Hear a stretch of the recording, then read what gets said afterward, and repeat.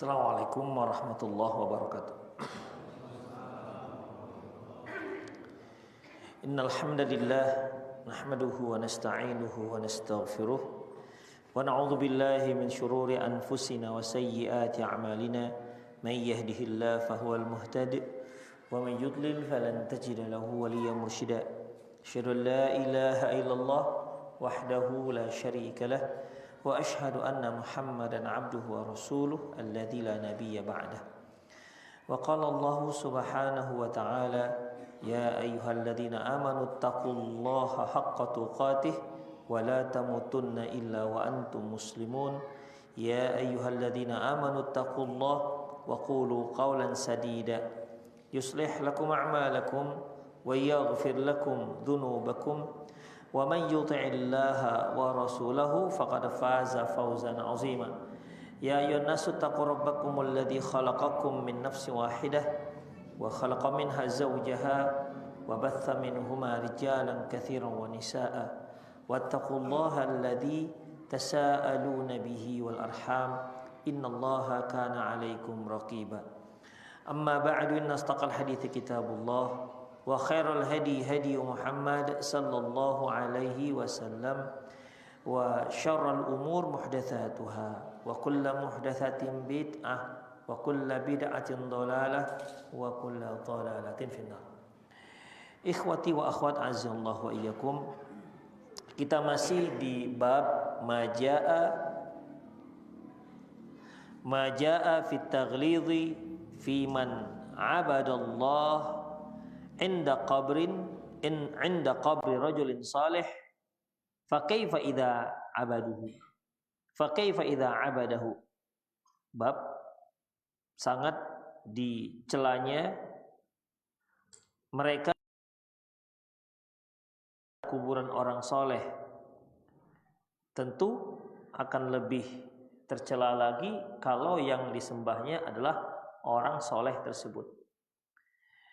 Kita sudah masuk pada masail, yaitu permasalahan-permasalahan, yaitu di permasalahan yang kemarin terakhir ke-8, ya, terakhir ke-8, di mana illatu adamu ibrazi qabrih, yaitu masalah yang ke-8 ini sebab mengapa kuburan Nabi Sallallahu Alaihi Wasallam tidak dinampakkan. Ini sudah disebutkan dalam hadis dari Aisyah radhiyallahu anha, di mana di mana Aisyah mengatakan, walaula dzalika abraza qabrahu. Seandainya tidak dikhawatirkan hal itu, maksudnya tidak dikhawatirkan orang-orang menjadikan kuburan Nabi sebagai masjid, la abraza qabrahu. Tentu kuburan Nabi sallallahu alaihi wasallam sudah dinampakkan. Seperti yang telah kita bahas bahwasanya kuburan Nabi tidak terlihat. Ada kuburannya, tapi memang di dinding habis. Di dinding habis sampai 2 dinding, 2 lapis.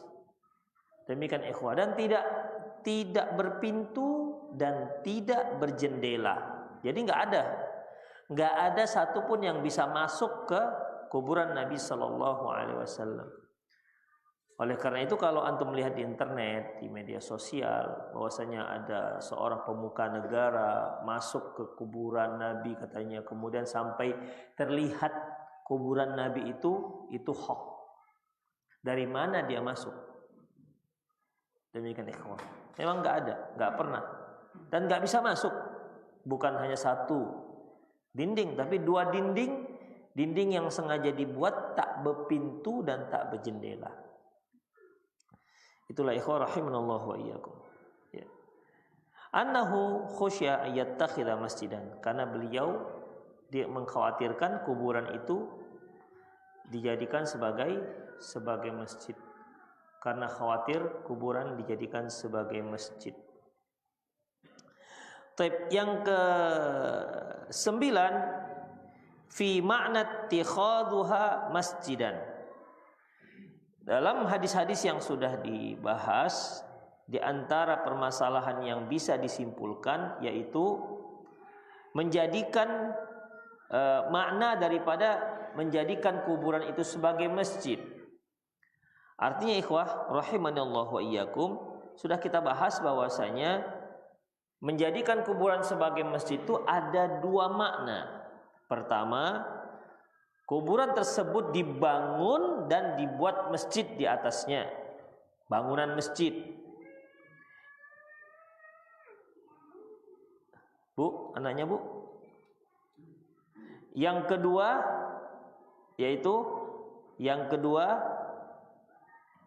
menjadikan kuburan itu tempat sholat ataupun sholat di situ. Karena seorang yang sholat di satu tempat, maka tempat itu disebut dengan masjid juga. Karena masjid itu artinya tempat sujud. Ya, masjid artinya tempat sujud. Seperti misalnya kalau kita di rumah, ya kita ambil sajadah, kita letakkan di sudut manalah, di pinggir mana, maka tempat itu dikatakan masjid. Kenapa? Tempat orang sujud. Makanya baik dibuat bangunan masjid maupun dijadikan tempat untuk sholat atau orang sholat di situ, maka secara makna umum itu sudah dikatakan tempat sholat, ya. Maka itu sudah dikatakan sebagai tempat sholat atau masjid. Seperti yang telah kita bahas, di mana Rasulullah sallallahu alaihi wasallam mengatakan, la'anallahu al-yahud wan nasara, Allah melaknat Yahudi dan Nasrani, ittakhadhu qubur anbiya'ihim masajida, yang menjadikan kuburan nabi mereka menjadi masjid.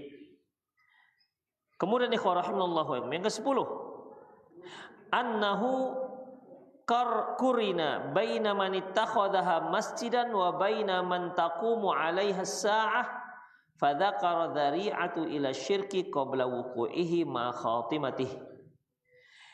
Yang ke-10, masalah yang kita simpulkan yang ke-10 yaitu di mana Rasulullah sallallahu alaihi wasallam menyamakan, ya. Nabi sallallahu alaihi wasallam menyamakan antara orang yang menjadikan kuburan sebagai masjid dengan orang yang melihat ataupun menyaksikan terjadinya hari kiamat.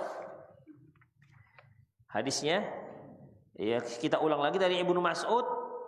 Rasulullah bersabda, inna syirarin nasi man tudrikumus sa'atu wa hum ahya. Sesungguhnya orang yang paling buruk, maksudnya di sini bukan buruk fisik, buruk akhlak, buruk akidah, orang yang paling jahat. Berarti semenjak sejarah diciptakannya manusia, maka generasi yang paling buruk, yang paling jahat, yang paling mujrim di muka bumi selama sejarah diciptakannya manusia, yaitu man tudrikuhumus sa'ah wa hum ahya, yaitu mereka yang menyaksikan terjadinya hari kiamat. Karena memang pada waktu itu tidak ada lagi yang muslim. Di saat itu sebelum terjadinya hari kiamat, Allah Subhanahu wa taala mengirimkan angin dari negeri Yaman dan ke muka bumi, di mana tidak ada seorang mukmin pun yang memiliki iman yang sekecil apapun, jika menghirup angin tersebut maka dia meninggal dunia. Berarti yang tersisa, yang tak ada iman sama sekali, dia adalah orang kafir. Ya, dia adalah orang kafir. Berarti ikhwah, orang yang paling kafir, orang yang paling buruk nanti di dunia ini adalah yang menyaksikan langsung terjadi hari kiamat. Orang itu, ya, itu yang orang yang terburuk, yang terjahat. Yang terjahat pertama, yang kedua yaitu walladzi yattakhidunal qubur qurban masajidan, yaitu yang menjadikan kuburan itu sebagai masjid. Jadi ada dua disebut Rasulullah. Demikian ikhwah. Jadi apakah orang yang menjadikan kuburan menjadi masjid lantas dikatakan kafir? Kan ini jadinya. Karena seburuk-buruk makhluk, seburuk-buruk manusia dikatakan Allah Subhanahu wa taala. Yang pertama, mereka yang langsung menyaksikan hari kiamat. Yang kedua, mereka yang menjadikan kuburan menjadi masjid. Demikian. Apakah ini suatu hal yang pembanding? Para ulama menyebutkan ikhwah bahwasanya memang yang menyaksikan langsung hari kiamat itu adalah orang kafir. Orang-orang yang beriman sudah meninggal sebelumnya. Sekecil apapun keimanannya sudah meninggal. Taib. Lantas bagaimana dengan yang kedua yang dikatakan Rasulullah itu orang yang terburuk? Ikhwah, Rasulullah Shallallahu Alaihi Wasallam menyebutkan ini sebagai tindakan preventif. Artinya ini perbuatan ini bisa mengarah kepada kekufuran, bisa mengarah kesyirikan. Jadi sangat berbahaya. Oleh karena itu Rasulullah menyamakan, ya, mensetarakan antara orang yang menyaksikan langsung hari kiamat dengan orang yang menjadikan kuburan itu sebagai masjid. Demikian ikhwah. Bandingkan yang satu yang kufur, tidak ada keimanan, yang satu lagi dia masjid. Berarti ngapain orang di masjid ikhwah? Salat. Yang disembah siapa? Yang disembah adalah, dikecilkan sedikit. Yang disembah adalah Allah Subhanahu wa taala.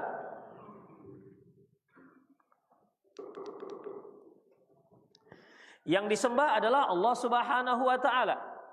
Ya kan? Tetapi ternyata Rasulullah sallallahu alaihi wasallam menyamakan mereka ini. Menyamakan.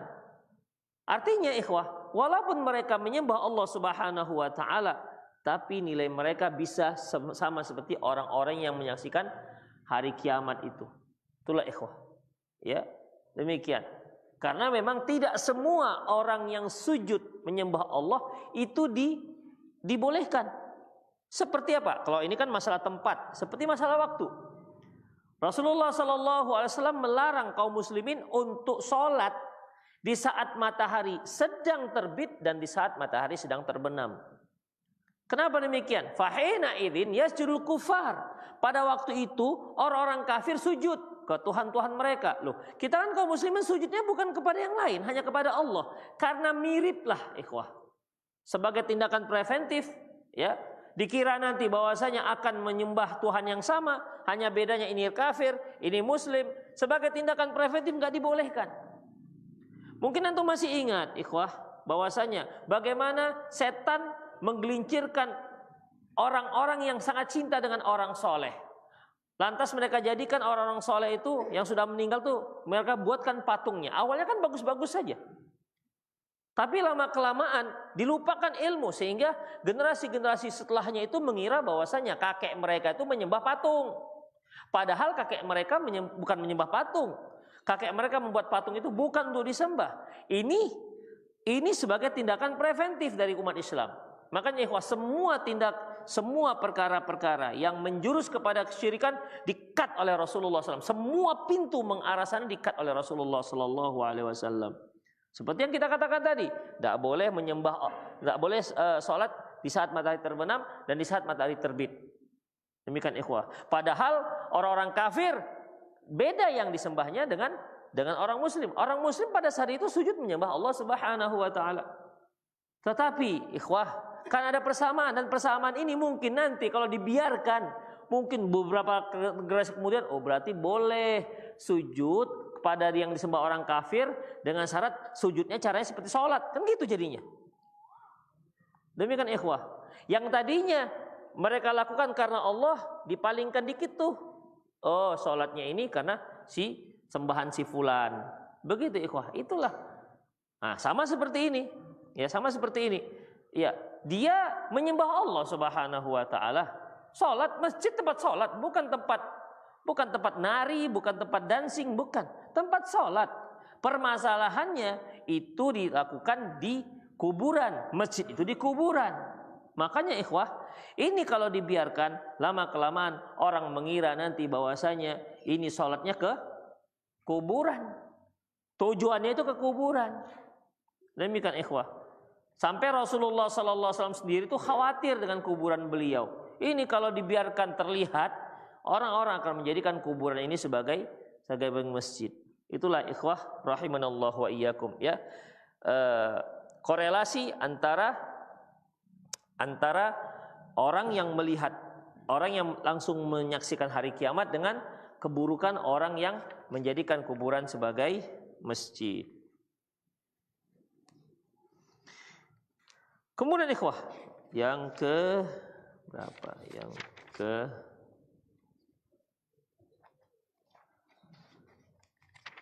Taib. Mana dia? Kemana perginya?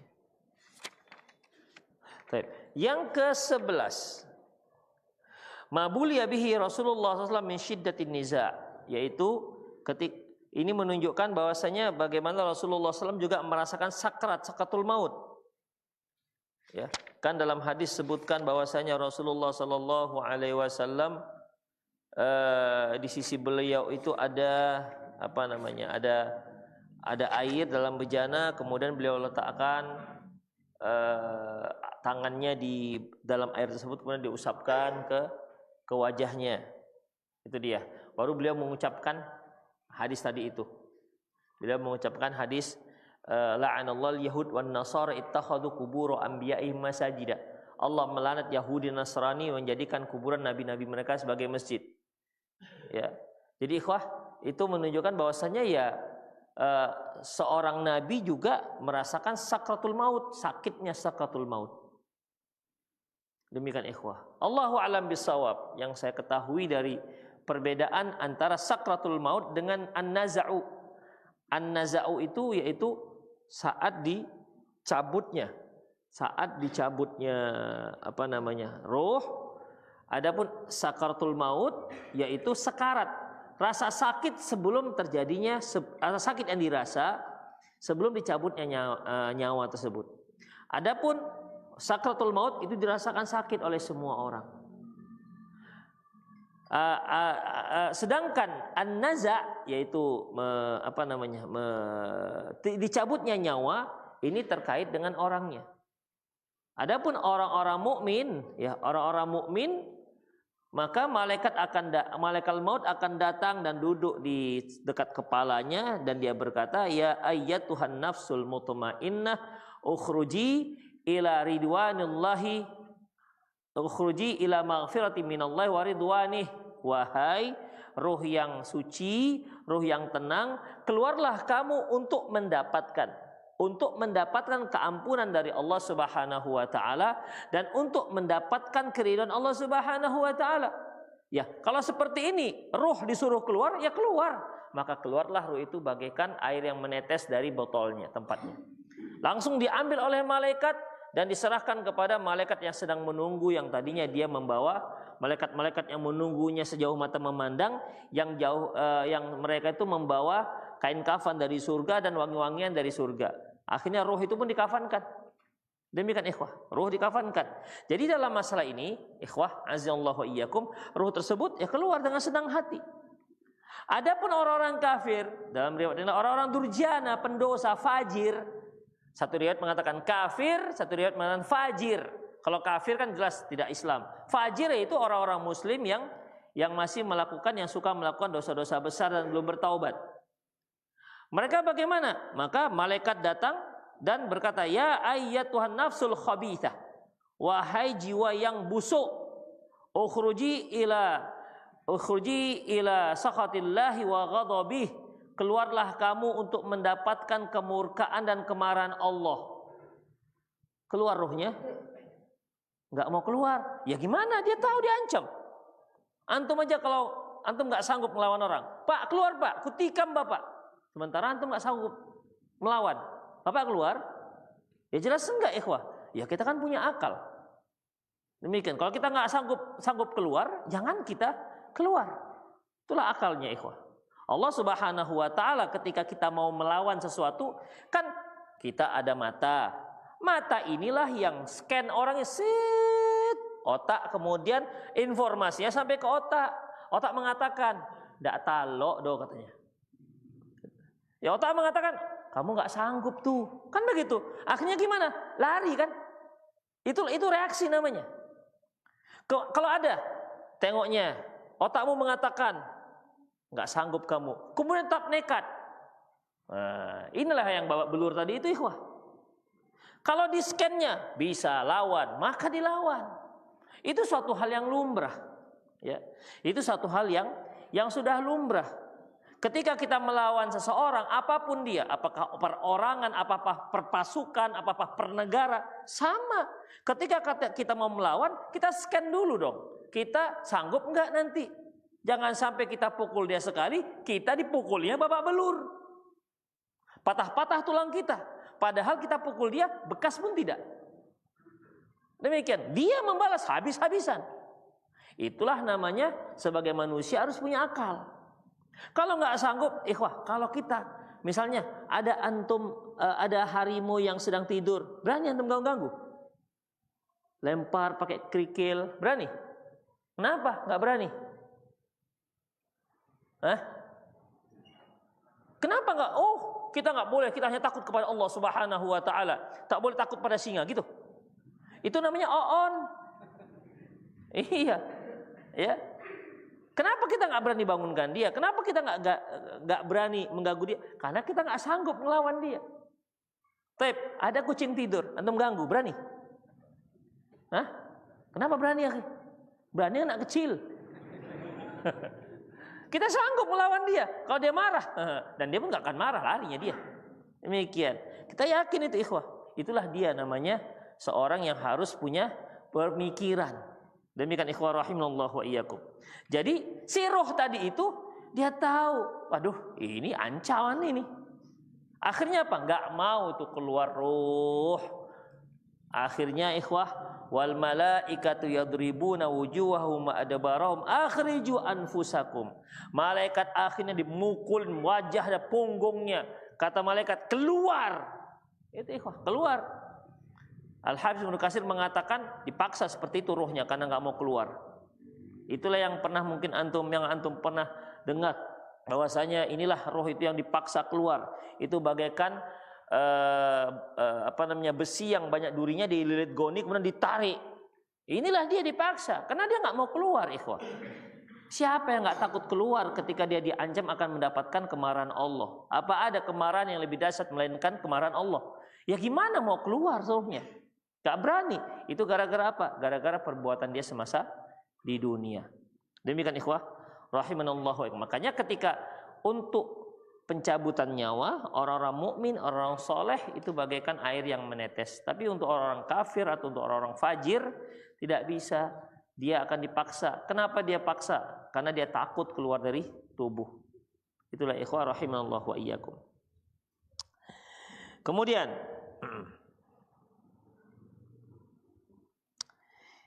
yang ke-12. Tadi 11 kok lewat ya? 11 sudah ya? Oh iya, 11 belum. Lewat. Tadi yang 12. Sekarang yang ke-11 dulu. Hadiyatu asyarah. Dzakarahu fi khutbatihi qabla mautihi bi khamsin radda ala ta'ifataini allataini huma asyarru ahli bidah. Bahwasanya beliau menyebutkan khutbah beliau ini 5 hari sebelum meninggal dunia. Ya, 5 hari sebelum meninggal dunia, dan pernyataan ini sebagai bantahan terhadap 2 kelompok yang terburuk dari ahli bidah. Dari ahli bid'ah, 2 kelompok terburuk. Bal akhrajahum min ba'du ahli ilmi min as-sintaini wa sab'ina firqah. Bahkan dikeluarkan dari 72 firqah. Wa hum Rafidhah wal Jahmiyah. Mereka adalah orang-orang Rafidhah dan orang-orang Jahmiyah. Bisababi Rafidhah hadatha asyirka wa ibadatul qubur. Karena orang-orang Rafidhah, orang-orang Syiah ini, ikhwah, yaitu mereka lah yang orang yang pertama yang menjadikan kuburan itu sebagai tempat ibadah. Wa hum awwalu man bana 'alaihal masajid. Mereka lah orang yang pertama membangun masjid di atasnya, atas kuburan.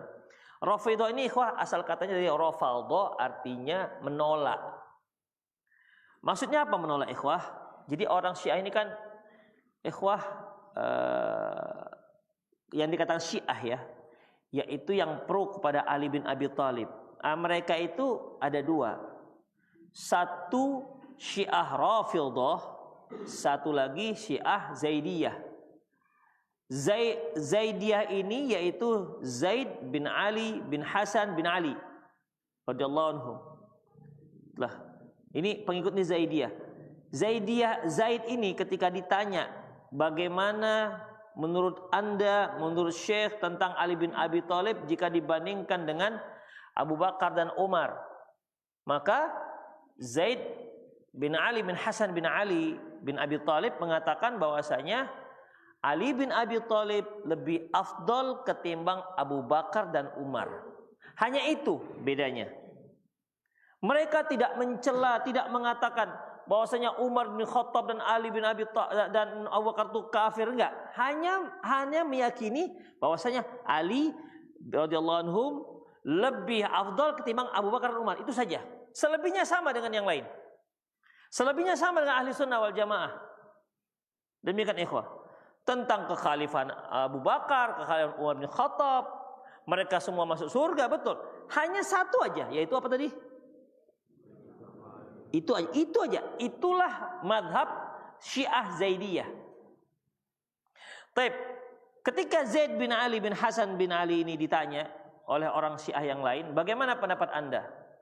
Dia katakan Ali bin Abi Thalib lebih afdal ketimbang Abu Bakar. Mereka maunya mengkafirkan Abu Bakar. Itu dia. Akhirnya farafaduhu. Akhirnya mereka pun menolak Zaid bin Ali bin Hasan bin Ali. Ditolaklah dia. Maka jadilah mereka Rafidhah karena menolak apa yang dipahami oleh Zaid bin Hasan tadi. Demikian ikhwah. Zaid bin Ali bin Hasan. Itulah makanya asal usul dari mereka adalah Rafidhah. Kenapa? Karena Rafidhah ini ya itu hulu kepada Ali bin Abi Thalib. Yang pertama ini Rafidhah ini muncul ikhwah, itu yang dipakai oleh Abdullah bin Saba. Abdullah bin Saba dia mengatakan bahwasanya Ali bin Abi Thalib itu adalah Tuhan. Ali antala haqqullah. Engkau adalah benar-benar Allah. Jadi Abdullah bin Saba meyakini Ali bin Abi Thalib itu sebagai Allah. Marah Ali bin Abi Thalib. Ini masih hidup loh Ali bin Abi Thalib. Dia ngomong itu kepada Ali bin Abi Thalib. Marah Ali bin Abi Thalib. Disuruhnya ajuannya untuk ngorek lubang. Dibuat api. Mau dibakar tuh Abdullah bin Saba. Akhirnya Abdullah bin Saba lari. Karena tahu dia mau dibakar oleh Ali bin Abi Thalib. Ikhwah, siapa yang gak geram ketika ada rakyatnya mengatakan dia adalah Tuhan. Ini kan ikhwah bukan masalah dosa besar lagi nih. Ini udah masalah kesyirikan. Ali dianggap menjadi sebagai Tuhan. Itulah ikhwah.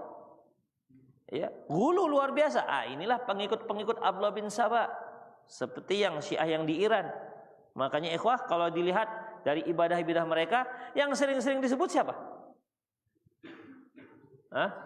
Hussein. Ya, Hussein. Sudah? Kemudian, Ali itu berapa anaknya yang laki-laki?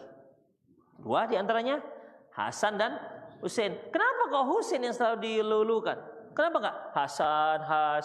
Hasan, kan gitu kan? Hasan, Hasan. Kenapa enggak Hasan? Kenapa enggak Hussein? Demikian. Jadi ada yang perlu dipertanyakan. Ada yang menyebutkan bahwasanya karena Hussein ini punya istri dari orang Farsi. Karena orang Iran ini kan, orang Syiah ini kan banyak di Farsi. Demikian ikhwah. Makanya yang mereka ulu-ulukan Hussein. Kenapa kok Hussein? Demikian ikhwah rahimanallah wa iyyakum. Kemudian anak Rasulullah itu kan juga dari yang lain, bukan dari Fatimah. Dari anak kandung beliau, ya. Antum pernah dengar Umaymah, cucu beliau yang perempuan, itu yang kisahnya beliau ketika sholat beliau gendong, itu juga cucu kandung. Tapi nggak pernah didengar. Orang Syiah itu Hussein. Kenapa? Oke lah, kenapa kok Hussein? Kenapa nggak bapaknya aja langsung? Itu dia. Kenapa nggak bapaknya aja langsung? Ali. Masuk juga awak sikit. Kenapa nggak Ali? Demikian. Kenapa Ali? Kenapa Husain? Itulah ikhwah. Ya kalau ditanyakan ya nggak ada jawaban bagi mereka. Mulai berkelit ke sana berkelit kemari. Intinya ikhwah, Rafidhah adalah Syiah para ulama sepakat mereka itu kafir bukan muslim. Ya, kafir bukan muslim. Demikian ikhwah. Antum pernah dengar Bashar Assad? Siapa itu? Prince Suria. Itu kan orang Syiah. Ketika Syekh Ali Hasan bin Abdul Hamid, kan di orang Yordan kan dekat-dekatan dengan Suria. Apakah Bashar Assad itu murtad, sudah kafir? Murtad atau sudah kafir? Kata beliau, enggak murtad. Kenapa murtad? Karena sesungguhnya dia enggak pernah masuk Islam. Kenapa kok murtad? Yang murtad itu kan Islam dulu baru kafir. Ini kenapa murtad? Enggak murtad. Akhir masih muslim. Karena dia enggak pernah muslim. Demikian. Karena Syiah seperti itu, ikhwah. Ya, Syiah seperti itu. Makanya Syiah itu kafir. Ya, Syiah itu kafir karena memang gulu terhadap Ali bin Abi Thalib. Kalau antum lihat lagi buku-bukunya Ali bin Abi Thalib itu, ketika antum mendengar guntur, duduk, petir, itu adalah senyumnya Ali bin Abi Thalib. Nah, itu dia. Kalau ada guru, itu adalah tertawanya Ali bin Abi Thalib. Gitu-gitu ikhwah. Saya dulu pernah waktu ibtidaiyah mendengar bahwasanya ketika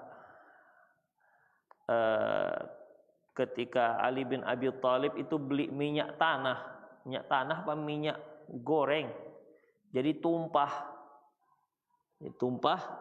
ke tanah, akhirnya diambil tanah, diperasnya tanah itu, balik lagi minyak gorengnya.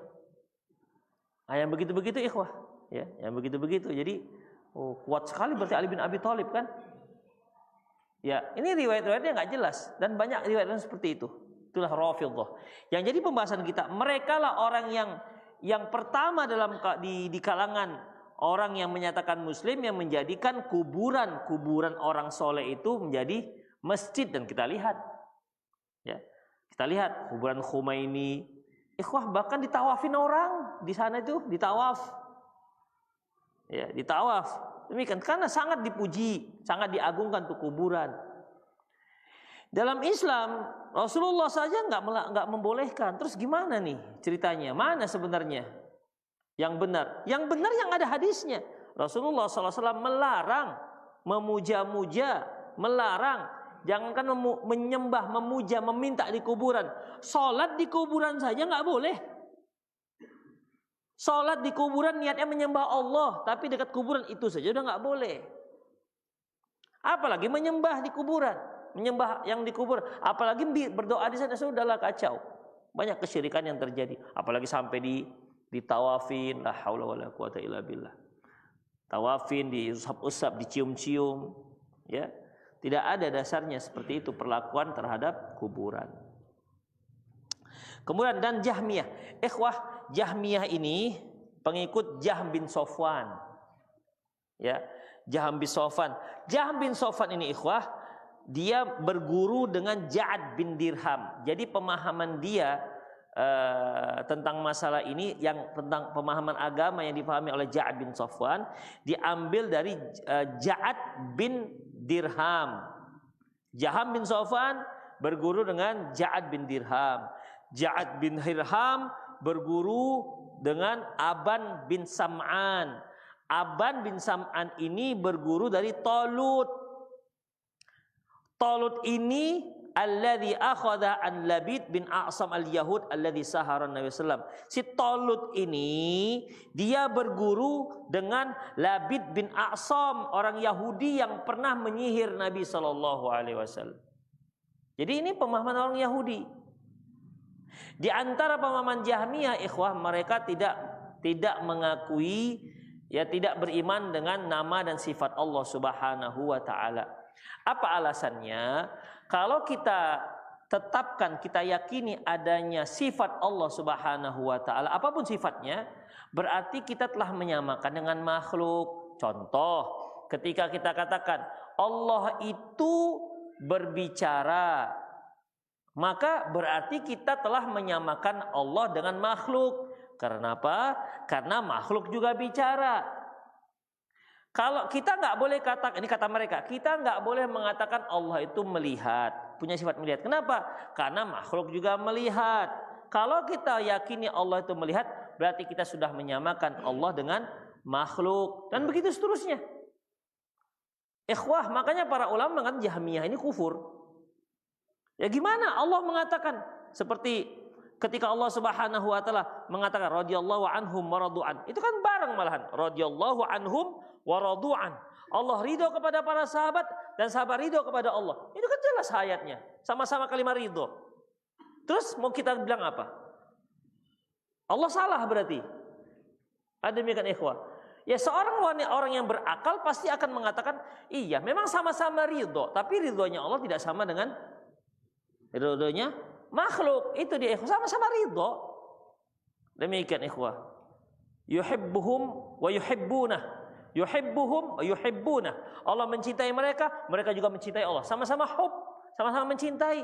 Tapi kan enggak kita katakan cintanya Allah sama dengan cintanya makhluk. Demikian ikhwah rahimallahu. Orang Jahmiyah mengatakan ya seperti itu, enggak bisa. Kalau kita katakan Allah itu punya sifat cinta, berarti sama, artinya kita sedang menyamakan Allah Subhanahu wa taala dengan makhluk. Itulah keyakinan mereka yang jelas batil. Akhirnya apa yang mereka lakukan? Terus gimana jadinya? Kalau Allah mengatakan bahwasanya dia mendengar, innallaha sami'un alim misalnya, Allah itu mendengar. Laqad sami'allahu, sungguhnya Allah telah mendengar. Jadi gimana jadinya? Apa diartikan? Mereka tidak mengatakan tidak begitu. Jadi bagaimana cara mereka mensifati Allah? Allah itu tidak mendengar dan juga tidak tuli. Allah tidak melihat dan juga tidak buta. Allah tidak bicara dan juga tidak bisu. Begitu cara mereka mensifati Allah Subhanahu wa taala. Makanya para ulama menyatakan mereka kafir Jahmiyah ini. Kenapa? Mereka telah menyamakan Allah dengan benda mati, lebih parah lagi. Ikhwah, dinding ini bisa antum katakan mendengar? Dinding mendengar. Bisa? Enggak. Dinding tuli bisa? Hah? Hah? Bisa antum katakan dinding itu tuli? Memang dia nggak punya sifat itu. Dinding bisu, bisa? Bisu itu sifat kalau seorang itu tadinya sebenarnya dia bisa bicara, tapi nggak bisa bicara. Bisuan namanya. Demikian. Ya. Seperti ikhwah, HP kan bicara, ada suaranya. Antum unmute, unmute apa unmute? Terserah lah ya, pokoknya itulah. Ya, antum unmute. Apa artinya? Antum bisukan. Kenapa dia bisu dikatakan? Karena tadinya bisa bicara, bisa bersuara, itu ikhwah. Tapi ada yang mengatakan ini kursi ini tuli lah, bisu. Ya, itu salah penyifatannya. Ya, tuli. Kursi ini tak dikatakan tuli, tak dikatakan mendengar. Demikian. Tiang listrik nggak dikatakan melihat, nggak dikatakan buta. Tiang listriknya buta loh, ada. Ini kalimat aneh. Tiang listriknya melihat loh, ya lebih aneh lagi. Makanya para ulama mengatakan orang Jahmiyah ini ikhwah, mereka mensifati Allah dengan sifat al-jamadat, dengan sifat apa namanya, sifat benda-benda mati. Lebih parah lagi, mereka takut menetapkan, mengimani sifat Allah karena mereka takut nanti menyamakan Allah dengan makhluk. Akhirnya mereka jatuh kepada perkara yang jauh lebih parah dibandingkan apa yang mereka khawatirkan. Demikian ikhwah. Taib, kalau makhluk melihat, ya. Kemudian tiang listrik enggak melihat dan tidak juga dikatakan buta. Mana lebih sempurna?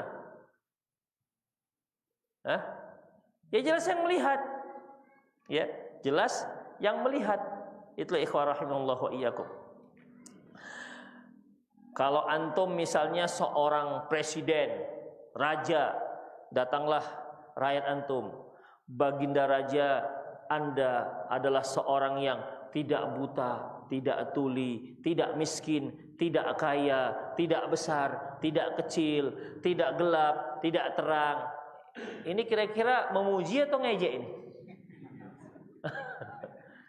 Ini nggak memuji namanya. Demikian. Ini maksud ente ini apa ini? Demikian. Itulah dia ikhwah. Makanya itu bukan pujian. Mereka orang Jahmiyah menganggap itu sebuah pujian pada Allah Subhanahu wa taala, padahal pada hakikatnya tidak. Gara-gara apa? Itu titisan Yahudi pemahaman itu. Bukan dari Islam. Itulah ikhwah. Makanya orang-orang Jahmiyah ini dikafirkan oleh para ulama. Rafidhah dikafirkan oleh para ulama. Baik, kemudian yang ke-13. Ma'ukrima bihi minal khullah, di mana Nabi SAW diberi keistimewaan derajat di mana dia dicintai oleh Allah dengan sebutan Khalil. Jadi Khalil itu ikhwah di atas dari mahabbah. Cinta dengan kekasih. Bedanya ada enggak? Kalau di Islam itu agak susah. Di Indonesia agak susah membedakan tingkatan-tingkatan cinta. Antum pernah pelajari tingkatan-tingkatan cinta itu? Pernah. Tapi di Arab ada bahasanya berbeda-beda, ikhwah. Ya. Kalau hub, kalau kita artikan al-hubbu itu cinta, khalil kekasih. Ada enggak bedanya? Lebih dalam mana? Kekasih apa? Ada kekasih atau cinta? Kasih atau cinta? Hah? Kasih, kekasih. Itu kekasih kalau nggak dikasih-kasih bisa kasih dia. Demikian. Ya sepertinya lebih ini ya, itu kekasihku, itu cintaku, itu yang bebku. Beda lagi ya? Ada demikian ikhwah ya, sepertinya sih. Ya, sepertinya karena kan harus kembali lagi ke Kamus Besar Bahasa Indonesia. Tapi dalam bahasa Arab al-hub itu di bawah Khalil. Dan Nabi SAW telah diangkat oleh Allah SWT menjadi Khalil. Itu ikhwah. Innallaha ittakhadana khalila kama ittakhadha Ibrahim khalila. Walau kuntu muttakhidan khalilan muttakhadha khalilan latakhadtu Abu Bakrin khalilin.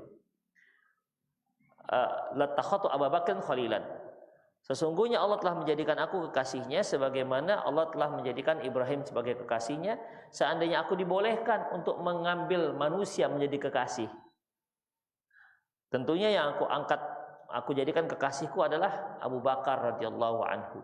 Jadi Rasulullah SAW itu mendapat posisi sebagai kekasih Allah Subhanahu wa taala. Itu yang disebut dengan ma'ukrima bihi minal khullah. Rabi'atu asyar at-tasrih bi anna a'la minal mahabbah. Ini menunjukkan bahwasanya al-khullah itu lebih tinggi dibandingkan mahabbah. Yang ke al-khamisatu asyarata at-tasrih bi anna siddiq afdal minas sahabah. Afdal sahabah. Di sini menyebutkan bahwasanya Abu Bakar Siddiq adalah para sahabat yang seorang yang paling afdal dibandingkan sahabat. Bahkan bukan hanya sahabat ikhwah. Dari kalangan kaum muslimin, manusia yang paling afdal setelah Rasulullah SAW adalah Abu Bakar. Dalam sebuah hadis mizan, ya, dalam sebuah hadis sebutkan dengan timbangan, Rasul menyebutkan dengan timbangan seandainya satu umat muslim itu berada di satu timbangan, sementara di timbangan yang lain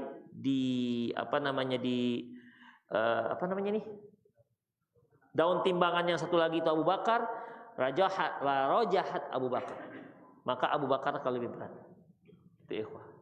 Jadi ya bukan hanya sahabat yang paling afdal, bahkan yang paling afdal dibandingkan yang lain.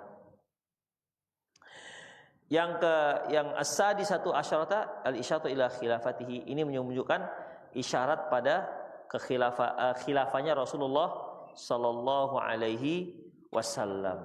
Ini menunjukkan juga ikhwah bahwasanya yang paling afdal dalam Islam itu bukan keturunan, tapi tetap ketakwaan kepada Allah Subhanahu wa taala. Seandainya yang ada hubungan keturunan dengan Rasulullah SAW itu lebih afdal, tentu yang lebih afdal daripada Abu Bakar adalah Ali bin Abi Thalib. Ternyata tidak, ya.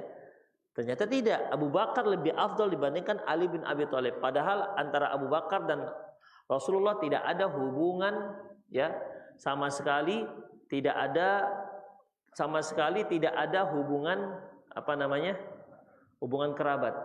Ya, sama sekali tidak ada hubungan kerabat. Demikian ikhwah rahimanallahu wa iyyakum. Ya.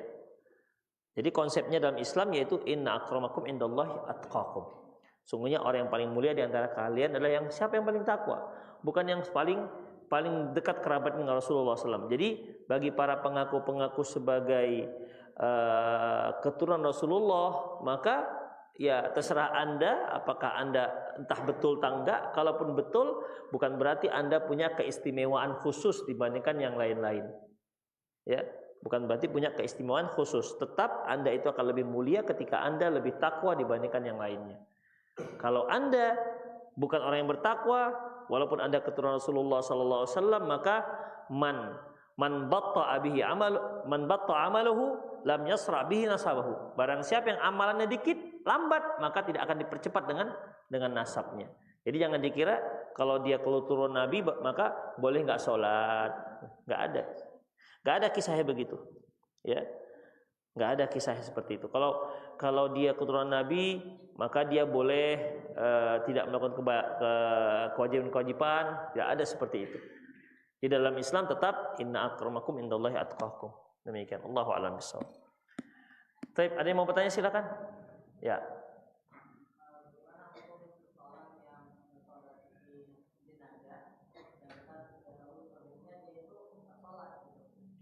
Ya. Dia zahirnya nggak sholat. Ya, ikhwah rahimanallahu wa iyyakum, masalah hukum orang yang tidak sholat, tarkus sholah, ini kan sudah sangat masyhur bahwasanya adanya khilafiyah di kalangan para ulama tentang masalah orang yang kadang sholat kadang tidak. Yang sudah disepakati para ulama yaitu mereka yang tak pernah sholat sama sekali, itu sepakat para ulama bahwasanya orang ini kafir. Udah. Permasalahannya untuk menjustifikasi orang ini menjadi kafir dikarenakan tak pernah sholat sama sekali. Informasi dia tak pernah sholat sama sekali itu yang agak susah. Karena kan kita tidak 24 jam bersama dia. Tapi dia nggak ada dilihat di masjid. Banyak kan kaum muslimin sholatnya di rumah. Itu dia. Demikian ikhwah. Tapi nggak ada juga di rumah Ustadz. Ya bisa saja dia setahun cuma 2 kali. Idul Fitri, Idul Adha, dia semangatnya itu gimana lagi? Demikian ikhwah. Ya. Jadi adapun Imam Ahmad betul 1 kali saja dia tak sholat sengaja, udah murtad. Begitu keras. Makanya di Saudi Arabia nggak ada orang nggak berani nggak sholat. Ya, kalau kita katakan sebajingan orang di sana tetap sholat dia. Mungkin lagi main judi, joget, sholat gitu, azan sholat dulu gitu. Demikian ikhwah. Ya,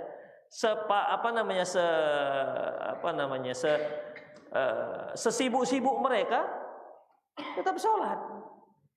Itu tetap sholat.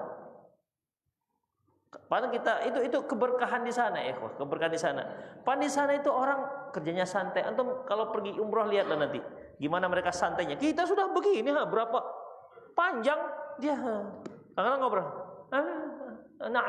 La. Begitu. Kita ngantri, dia nggak asik ngobrol, jadi lama kan jadinya. Kalau kita di antri gitu kan kita langsung cepat supaya selesai. Mereka santai. Nanti adzan begini. Demikian. Itulah kerja santai. Kita Masya Allah belum lagi terang kita sudah pergi kerja. Sudah gelap baru pulang. Miskin terus. Iya. Kok enggak? Demikian gimana sih? Itulah dia ikhwah. Ya. Itu kan sudah tangan jadi kaki jadi tangan. Ya kan bertengkus lumus kata orang Malaysia. Begitulah. Ya. Semoga Allah beri berkah negara kita ini. Negara kita Indonesia Raya merdeka. Ya.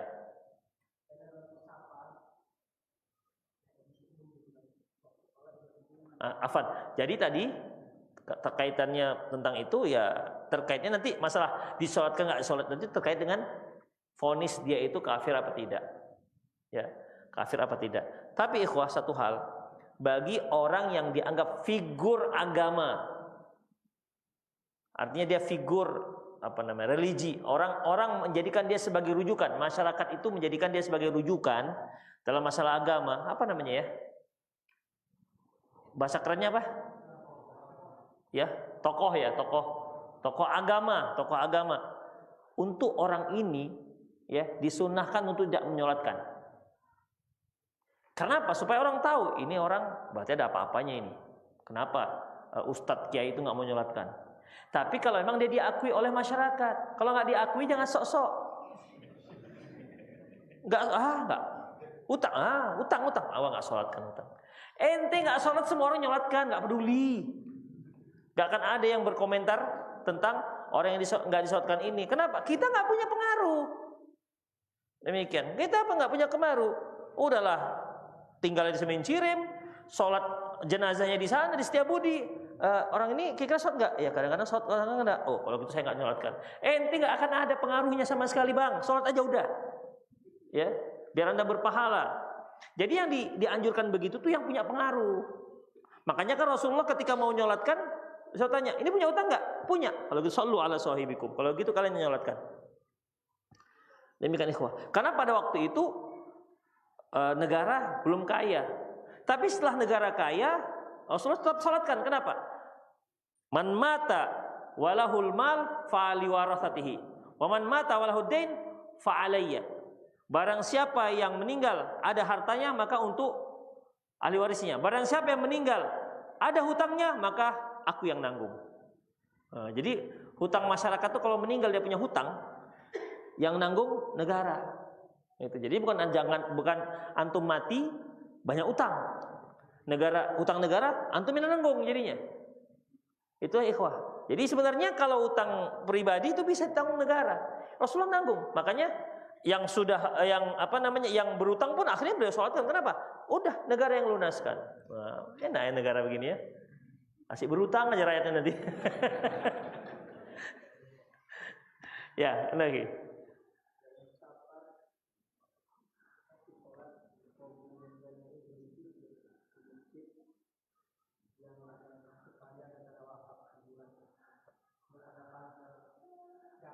Oh ada pembatas. Nggak apa-apa ikhwah. Yang penting ada yang membatasi antara wakaf masjid dan wakaf kuburan. Demikian ikhwah. Kan pernah kita bahas, apabila masjidnya duluan baru ada kuburan dipindah. Apabila kuburan duluan baru ada masjidnya dipindah. Demikian. Karena itu wakafnya kan masing-masing. Wakaf kuburan nggak bisa disamakan dengan wakaf masjid. Seperti Aceh Sepakat, itu kan sebelahnya kuburan Kristen. Seperti Masjid Musabihin, sebelahnya kan ada pagarnya jelas. Jadi itu insya Allah nggak termasuk. Ada lagi silakan. Atau di 0813 600 600 61 silakan. Ada lagi? Ya.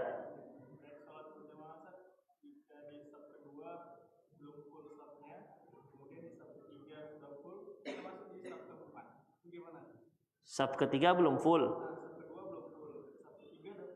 Kok bisa? Kadang-kadang. Kalau antum bisa masuk ke saf kedua kalau nampak. Ya terobos jangan ditolak-tolak orangnya. Jangan. Kata Ustaz terobos, suap, jangan. Di saf yang setelah yang belum full itu salat berjamaahnya gimana? Ya antum ya pandai-pandailah nerobosnya ya. Jangan enggak, ikut ke depan itu untuk menyempurnakan. Kalau tahu. Karena sebenarnya enggak boleh kita membentuk saf kedua kalau saf pertama itu tidak penuh. Demikian. Itu aturan itu begitu. Kalau nampak pergi aja ke depan. Kalau yang memungkinkan. Ya kecuali kalau nggak memungkinkan, misalnya antum di Masjid Agung, antum di saf ke-7, tengok, depan itu kosong, dekat imam kosong, jangan antum.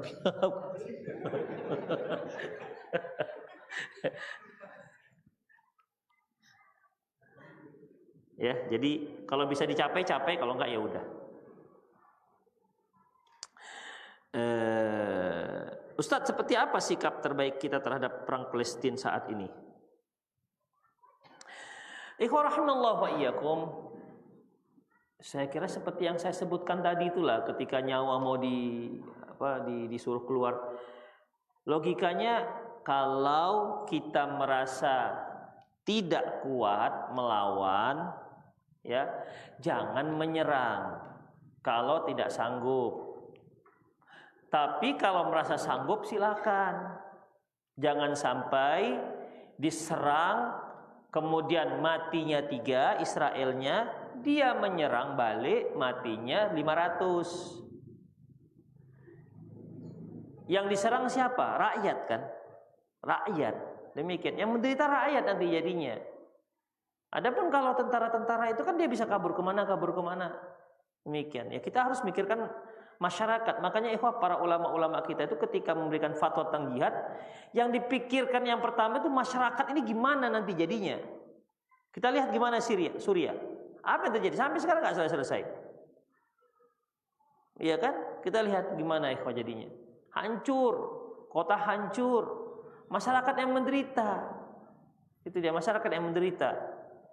Jadi kalau kira-kira kita nggak sanggup untuk melawan, ya sudah, ya susun aja kekuatan. Wa'iddu mastata'tum min quwwah. Demikian. Bina kekuatan, kemudian ajarkan masyarakat kita akidah yang kuat. Itu insya Allah. Karena kaum muslimin itu menangnya itu, ingat, kaum muslimin menangnya itu bukan dikarenakan kekuatannya. Dari dulu bukan karena kekuatannya, tapi dikarenakan keyakinannya, akidahnya yang kuat. Demikian ikhwah. Ingat ketika perang Hunain, ya, idza a'jabatkum kathratukum falam tughni ankum syai'a. Ketika kalian merasa bangga dengan jumlah kalian, karena perang Hunain itu ikhwah, itu kan para sahabat dari Madinah dipimpin oleh Rasulullah menaklukkan kota Mekah. Itu kan bawa 10.000 pasukan. Dari sana kemudian penaklukan Hunain. Dari orang-orang Mekah yang masuk Islam ini, ya, ada yang baru masuk Islam ketika penaklukan itu, ada yang ikut 2.000 orang. Makanya ketika di tengah jalan itu yang kisahnya dari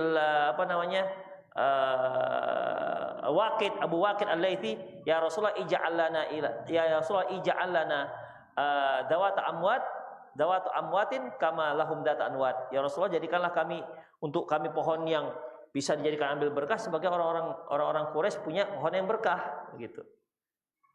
Karena ini baru masuk Islam. Jadi 12.000 orang sepanjang sejarah kaum muslimin pada waktu itu, ini merupakan jumlah pasukan yang terbanyak. Sehingga yang ikut perang mengatakan kita tidak akan dikalahkan dengan pasukan sebanyak ini. Akhirnya ketika sampai di lembah Hunain, tunggang langgang yang 12.000. Wa daqat alaihimul ardu bima rahubat. Akhirnya merasa sempit dunia ini. Kenapa? Kalah tunggang langgang. Yang memenangkan apa? Yang memenangkan orang-orang sedikit. Itulah dia. Jadi, ikhwan rahimallahu wa iyyakum, ketika Allah berkata kepada Nabi Musa, antuma wa manittaba'akum mahumul ghalibun. Ya Musa, kamu dan orang-orang yang antuma wa manittaba'akum mahumul ghalibun. Kamu ya Musa dan orang-orang yang mengikuti kamu ya Musa, mereka yang akan menang. Jadi mereka yang mengikuti Nabi Musa yang menang. Demikian juga Allah mengatakan, ya Isa inni mutawaffika wa rafi'uka ilayya wa mutahhiruka minal ladina kafaru. Ya Isa, aku akan wafatkan kamu, kemudian akan bersihkan wa mutahhiruka minal ladina kafaru, akan kami bersihkan dari orang-orang yang kafir. Wa ja'ilul ladzina tabauka fawqa ladzina kafaru ila yaumil qiyamah, dan akan kami jadikan orang yang mengikutimu akan senantiasa menang hingga hari kiamat. Jadi kalau pengikut Nabi Musa, Allah tetapkan menjadi pemenang. Pengikut Nabi Isa, Allah tetapkan menjadi pemenang, yang mengikuti sunnah-sunnah Nabi Isa. Berarti bagaimana Ibnu Qayyim, demikian juga Rasulullah, yang mengikuti sunnah Rasulullah, mereka yang menang. Itu dia, yang mengikuti sunnah-sunnah Rasulullah itu yang menang. Demikian ikhwah, karena yang perhitungannya luar biasa dan akidahnya dikuatkan. Jadi kalau peperangan seperti itu ya jelas nggak seimbang lah ikhwah, jelas nggak imbang. yang apa namanya, yang menderita masyarakat jadinya. Jadi gimana, kita kasih bantuan enggak? Iya, bantu tetap. Bantu tetap karena yang menderita masyarakat. Kalau bisa ada jalur-jalur yang langsung diberikan kepada masyarakat. Karena mereka yang paling menderita. Demikian ikhwah. Dan alhamdulillah Roja itu sudah miliaran mengirimkan ke masyarakat Gaza. Miliaran ke masyarakat Gaza. Bukan ke Hamasnya, tapi ke masyarakatnya. Demikian ikhwah. Jadi ya kita wajib bantu mereka. Kalau nggak punya duit ya paling tidak doakan semoga mereka sabar. Karena mereka yang dibantai. Kalau tentara kan bisa lari kemana-mana. Itu ikhwah. Ya. Itu peperangan nggak seimbang. Ya seperti saya katakan tadi, ketika antum merasa diri antum itu sudah kecil, kurus, krempeng, dihembus telentang, yang mau dilawan orang tinggi besar, lehernya dia sebesar pinggang dia. Demikian. Tinju, diginikan aja. Sampai-sampai mau melawan. Begitu ikhwah. Jadi masa kita lawan? Kita kan punya pemikiran. Demikian ketika kita mau melawan, sanggup nggak nih serangan baliknya, gitu. Itu ikhwah. Itulah ibaratnya, ya. Makanya yang kasihan itu masyarakatnya. Baik. Ketika sholat Jumat dikatakan khatib naik mimbar, apakah ketika naik mimbar sebelum adzan atau setelah adzan? Naik mimbar itu sebelum adzan, ikhwah. Ya. Khatib naik mimbar sebelum adzan. Begitu dia naik mimbar, mengucapkan assalamualaikum warahmatullah, barulah dia duduk dan mulailah adzan berkumandang. Di saat khatib naik mimbar itulah para malaikat tidak lagi mencatat orang yang masuk masjid. Seperti yang disebutkan Rasulullah, inna yawma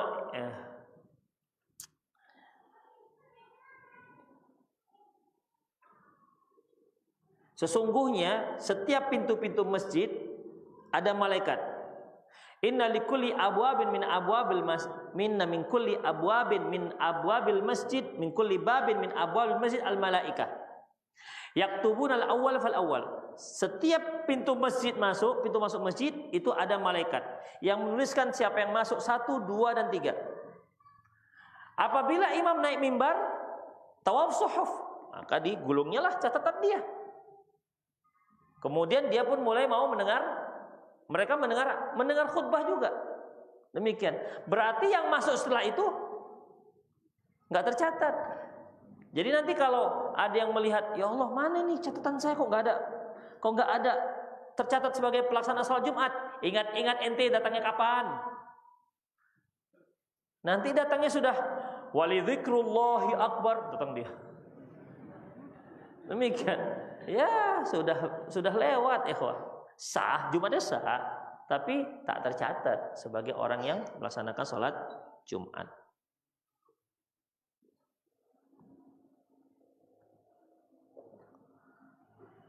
Ustaz, apakah boleh membaca zikir setelah sholat wajib sambil melakukan aktivitas lain? Insya Allah tidak apa-apa. Tapi adab zikir itu kan memang fokus duduk, fokus menghadap kiblat. Ya, kalau antum ada aktivitas nggak apa-apa, boleh. Ya, tapi kan jadi nggak fokus dia. Sepertinya antum misalnya kalau Rasulullah SAW itu sholat zikir sambil duduk. Kalau pagi hari zikir terus sampai matahari terbit, kemudian sholat 2 rakaat. Itu dia. Jadi bagaimana kalau sambil beraktivitas, misalnya ibu-ibu baca doa pagi sore sambil goreng, nyiapkan sarapan, gitu kan? Boleh nggak? Boleh. Yang nggak boleh itu antum sambil goreng ketika sholat, itu baru nggak boleh. Ya, sambil sholat sambil goreng itu nggak boleh. Kalau zikir ini dia kan berupa ibadah lisan, ya. Kalau dia khusyuk juga lebih bagus, ya seperti subhanallah, subhanallah, alhamdulillah. Artinya kita mentadaburi kata alhamdulillah, kita teringat dengan nikmat Allah Subhanahu wa taala. Itu bagus. Ini yang disebut dengan ala bidzikrillah tatmainnul qulub. Ketahuilah dengan zikir kepada Allah hati akan tenang. Tapi kalau zikirnya kadang-kadang lisannya lebih cepat ini dibandingkan lisan. Gini. Enggak tahu tiba-tiba ngomongnya. Kadang-kadang kan kita enggak sadar karena bibir kita diam, enggak kumat kamit. Kekencangan juga. 33 udah, oke. 33 udah gitu. Jadi akhirnya sekedar diucap-ucap aja. Padahal seharusnya yang bisa menenangkan hati itu yang tadabbur. Demikian. Makanya ikhwah, sah boleh, nggak ada masalah. Ya, boleh, nggak apa-apa. Artinya ada tingkatan-tingkatan zikir. Makanya kalau sambil ada aktivitas, antum sambil mengucapkan, boleh, insyaallah. Tapi nggak afdol. Barang siapa yang masuk komplek pemakaman, kemudian dia membaca surah Al-Fatihah dan surah Al-Ikhlas, lalu surat Takasur, kemudian dia mengatakan bahwa saya memberi pahala baca tersebut kepada para ahli kubur dari kalangan orang mukmin laki-laki, maka mereka semua para ahli kubur akan mendapatkan pertolongan. Saya nggak tahu ini hadisnya. Ya, saya nggak tahu hadisnya. Ini perlu hadis karena masalahnya kirim-kirim bacaan ke mayit itu ikhwah, walaupun para ulama khilafiyah, tapi yang rajih tidak bisa kirim-kirim ngirim pahala bacaan Quran. Demikian. Dan itu mazhab Syafi'i malahan. Yang membolehkan itu mazhab Hambali. Mazhab Syafi'i malah enggak boleh, enggak sampai. Tapi enggak tahu kok dalam masa ini berubah. Yang Syafi'i jadi Hambali. Allahu a'lam.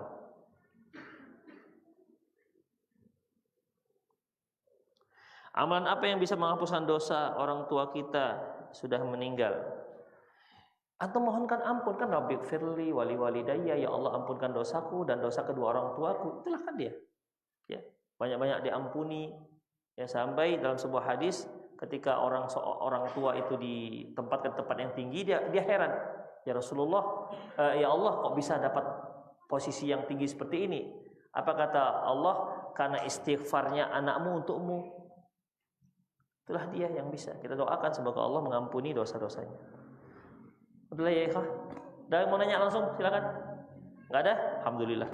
Karena enggak ada, semoga Allah Subhanahu wa taala memberikan kita keistiqomahan di atas sunnah Rasulullah sallallahu alaihi wasallam. Taib aqulu qouli hadza wa astaghfirullah li wa lakum wa lisal muslimin innahu wal ghafurur rahim. Subhanakallah wa bihamdik asyhadu an la ilaha illa anta astaghfiruka wa atubu ilaik. Wa akhiru da'wana alhamdulillahi rabbil alamin. Assalamualaikum warahmatullahi wabarakatuh.